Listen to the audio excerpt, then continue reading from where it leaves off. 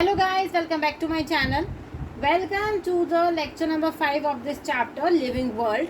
तो मैंने पिछली क्लास में लेक्चर नंबर 4 में मैंने आपको बहुत सारे एग्जांपल्स बताए थे और लास्ट टॉपिक जहाँ पर मैंने एंड किया था वो थे 7 obligate categories, kingdom, phylum, class, order, family, genus, species. ठीक है, अब हम थोड़ा आगे बढ़ते हैं और एग्जाम्पल्स के बारे में बात करते हैं। ठीक है, कंटिन्यूशन आप लिख लीजिएगा और एग्जाम्पल्स की बात करते हैं। कौन कौन से एग्जाम्पल्स हैं? सबसे पहला एग्जाम्पल जो मैं आपको बताना चाहती हूँ वो है सोलनेसी प्लस में कॉन्वोलोसी। पता नहीं कैसा नाम है, मेरे से खुद नहीं बोला जाता, पता नहीं आपसे कैसे बोल। सोलनेसी और कॉन्वोलेसी ये दोनों फैमिलीज को मिला के रखा जाता है पोलीमोनियल्स में।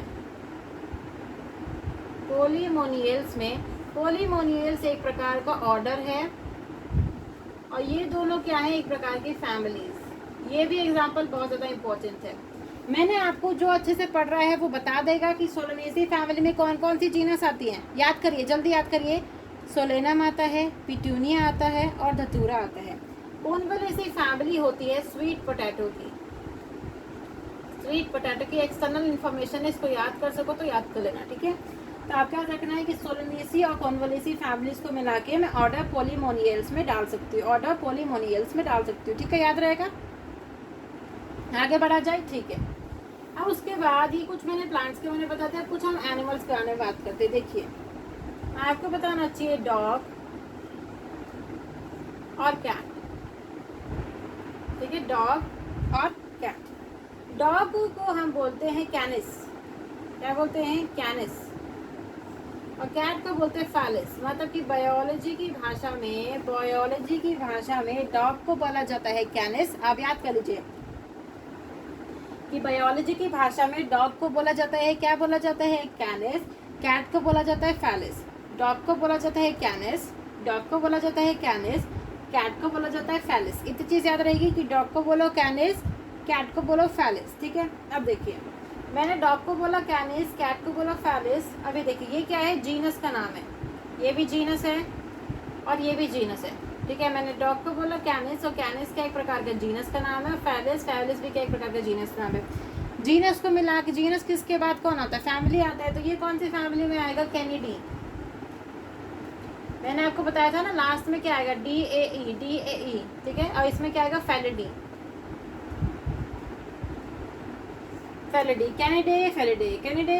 कैनिडे। पापा बोले कैनिडे। ठीक है, इसे समझ में आ गई कि डॉग की फैमिली को बोला जाता है कैनिडे, कैट की फैमिलियों को, बिल्लियों की सारी फैमिली को मिला के फैलिडी में डाला जाता है। इसको नोट डाउन कर सकते हैं। आगे बढ़े। ये थोड़ा रटने वाला पार्ट है, इसमें कुछ ऐसा समझाने वाला नहीं है। इसके बाद मैंने आपको बताना चाहती हूँ कि मैंने बोला कैनिडे जो होती है डॉग की फैमिली। अब यहाँ पर मोस्ट इम्पोर्टेंट बात आती है, प्लस में फैलिडी में आता है कैट की फैमिली।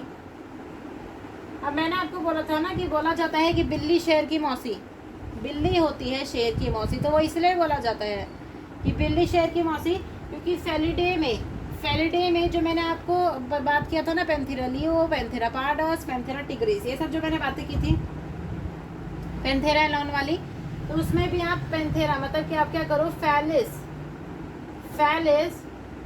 प्लस में पैंथेरा, दोनों के दोनों मिला के आते हैं फैलिडी के अंदर। और फैलिडे और कैनिडे को दोनों को रखा जाता है कार्निवोरा के अंदर। ऐसे लिख लीजिए,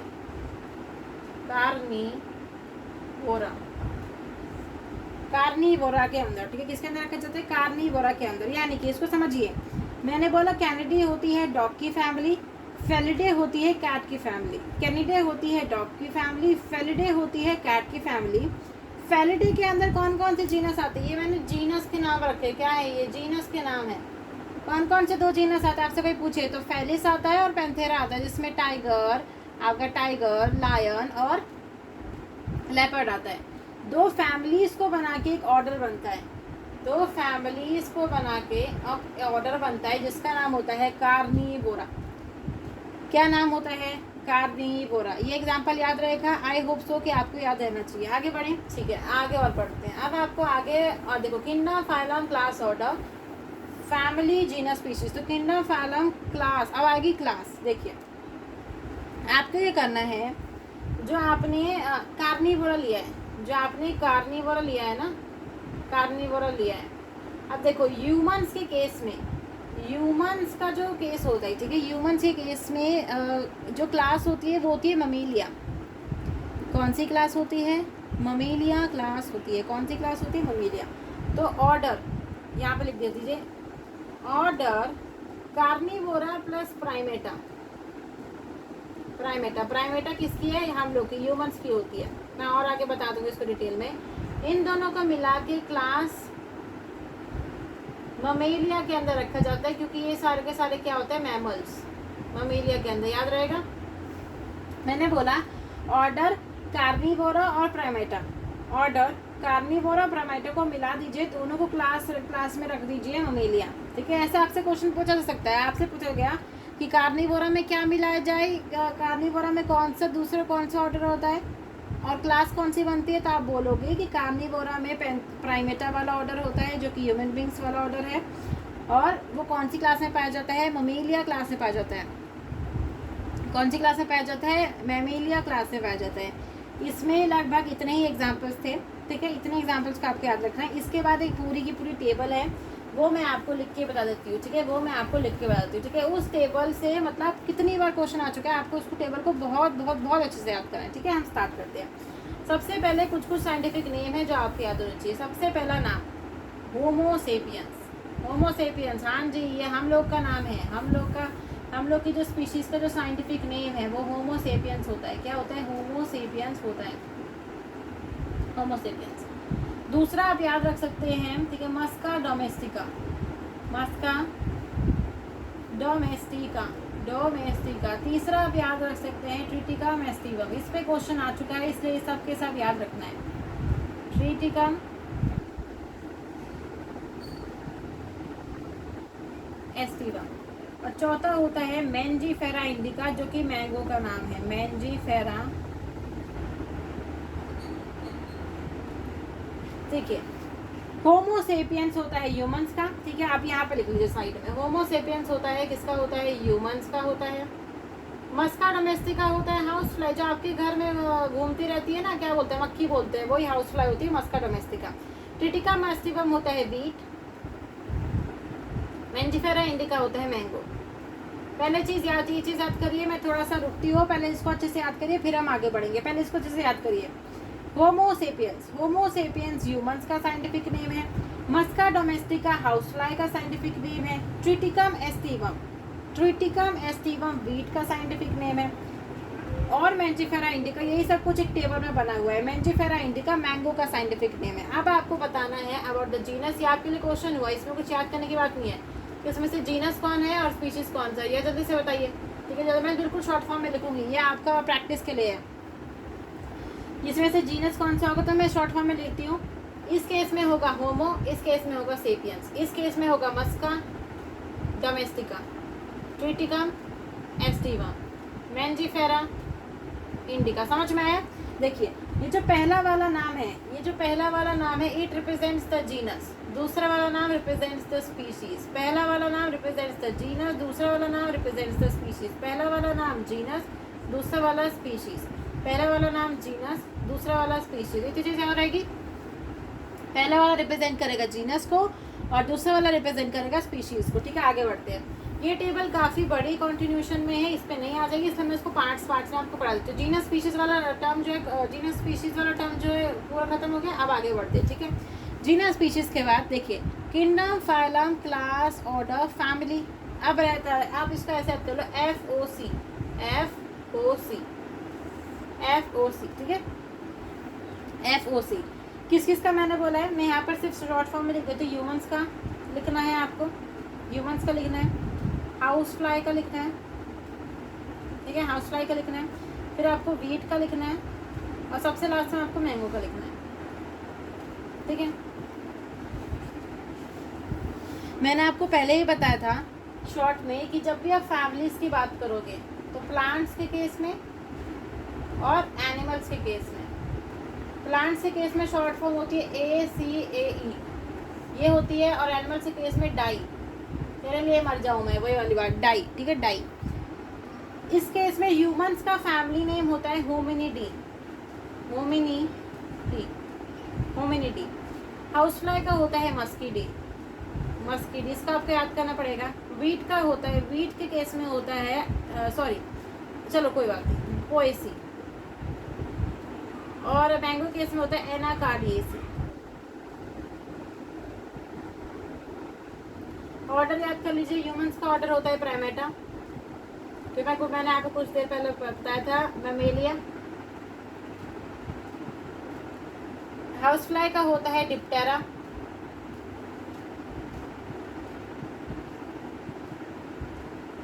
और इंसेक्टा, इसको आपको याद करना है, चाहे इसको कितना भी टाइम लगे पर याद करना है। ये होते हैं पोएल्स, ठीक है, क्या होता है पोएल्स, ये कैसे होते हैं, मोनोकॉट, ठीक है। मैंगो का होता है सेपिंडेल्स, और ये होते हैं डाइकोट। पहली बात इतना याद करो, ये सबसे ज़्यादा इंपॉर्टेंट है, आपको सबसे ज़्यादा क्वेश्चन इन्हीं तीनों में से आते हैं, इसको अच्छे से याद कर लीजिए, बार बार याद करिए, इसमें कोई ट्रिक नहीं है, इसको आपको बार बार ही याद करना पड़ेगा। तो मैंने kingdom, phylum, class, order, family, genus, species. अब रह गया सिर्फ फाइलम, इसको पहले नोट कर लीजिए, फिर मैं फाइलम और किंगडम के बारे में बताती हूँ कि इन चारों का फाइलम क्या होगा, फाइलम या डिवीजन क्या होगा, और किंगडम क्या होगा। इसको नोट डाउन कर लीजिए, मैं रब कर देती हूँ, आगे बढ़े। अब इन चारों का जो चीज़ रह गई है, वो लास्ट है इनका फाइलम और डिवीजन, और रह गया है किंगडम, ठीक है। मैं लिख देती हूँ, ये ह्यूमंस हो गए, हाउसफ्लाई, वीट, मैंगो, ठीक है। अब देखिए, मैंने आपको बताया था फाइलम, पी से प्लांट्स, पी से फाइलम, नहीं sorry, phylum is for animals, sorry I am very sorry, phylum is for animals and division is for plants, phylum is for animals and division is for plants. देखिए इसी case में इसका phylum क्या होगा, इसको अच्छे से लिख देते हैं, कॉर्डेटा। इसको आप बहुत अच्छे से पढ़ेंगे एनिमल किंगडम चैप्टर में, अभी आप सिर्फ याद कर लीजिए क्या होता है कॉर्डेटा। हाउसफ्लाई के केस में, हाउसफ्लाई, वीट और मैंगो। अब देखिए, आपको पता होना चाहिए कि जो वीट और मैंगो है, ये दोनों के दोनों किसके मेंबर है, एंजियोस्पर्म्स के। तो इनका डिवीजन क्या है, एंजियोस्पर्म, इसका भी क्या है, एंजियोस्पर्म्स। ये किसको बिलोंग करता है, आर्थ्रोपोडा। किंगडम कौन कौन से, ये दोनों बिलोंग करते हैं एनिमल किंगडम को, किंगडम, ये दोनों बिलोंग करते हैं प्लांट किंगडम को, याद रहेगा, ठीक है। इतनी चीज याद रहेगी अच्छी तरीके से। पूरा का पूरा टेबल मैंने आपको बता दिया कि फाइलम और division, phylum in the case of animals and division is the case of plants. Humans का होता है कॉर्डेटा, हाउसफ्लाई का होता है आर्थ्रोपोडा, वीट का होता है एंजियोस्पर्म्स, एंड मैंगो का क्या होता है, मैंगो का भी क्या होता है, एंजियोस्पर्म्स। इसके बाद आपको किंगडम्स पता होना चाहिए कि कौन कौन सी किंगडम से बिलोंग करते हैं। ये बिलोंग करता है एनिमल किंगडम को, और वीट और मैंगो बिलोंग करते हैं प्लांट किंगडम को, ठीक है। ये पूरी टेबल है, पूरी टेबल आपसे कहीं पर भी आपको फिल इन द ब्लैंक्स करके कैसे भी करके इसको पूछा जा सकता है। आपको इसमें एक एक टर्म जो मैंने बताई है उसको पूरा का पूरा याद होना चाहिए, पेपर में आएगा, पक्का आएगा, ठीक है। इसको अच्छे से याद कर लीजिए। इसके बाद जो नेक्स्ट टॉपिक बचता है, इसको मैं रब कर देती हूँ। इसके बाद जो नेक्स्ट टॉपिक बचता है वो आपका बिल्कुल एंड प्रोडक्ट का टॉपिक है, बिल्कुल एंड का टॉपिक है, जो कि है taxonomical aids.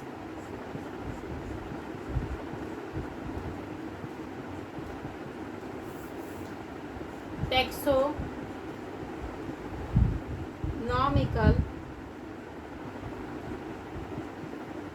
Ads, taxonomical aids.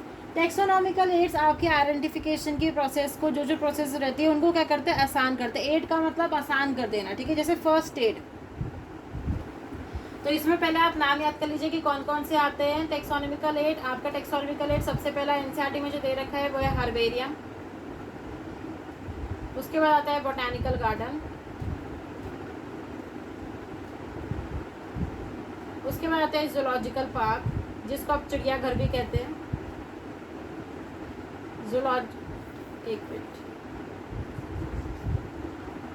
Zoological park,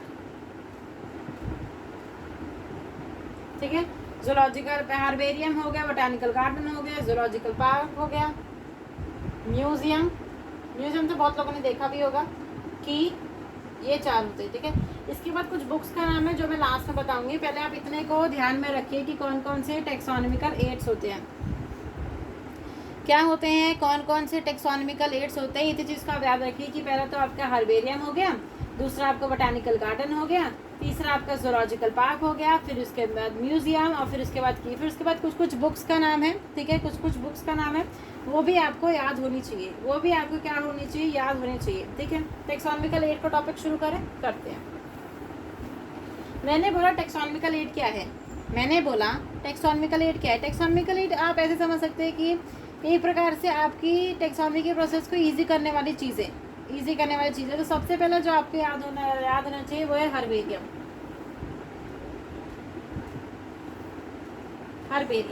herbarium में क्या होता है, हार्बेरियम में आप क्या करते हो, देखो हार्बेरियम में क्या होता है, आपको हार्बेरियम से कैसे ऐसे पता है, घर बने होते हैं, मतलब ऐसे कुछ कुछ सेंटर्स होते हैं, घर बने होते हैं, कुछ कुछ कमरे होते हैं जहाँ पर आपको क्या करना है, ऐसी प्रकार की शीट होती है जिसको हम हार्बेरियम शीट कहते हैं। हार्बेरियम शीट में आप क्या करते हो,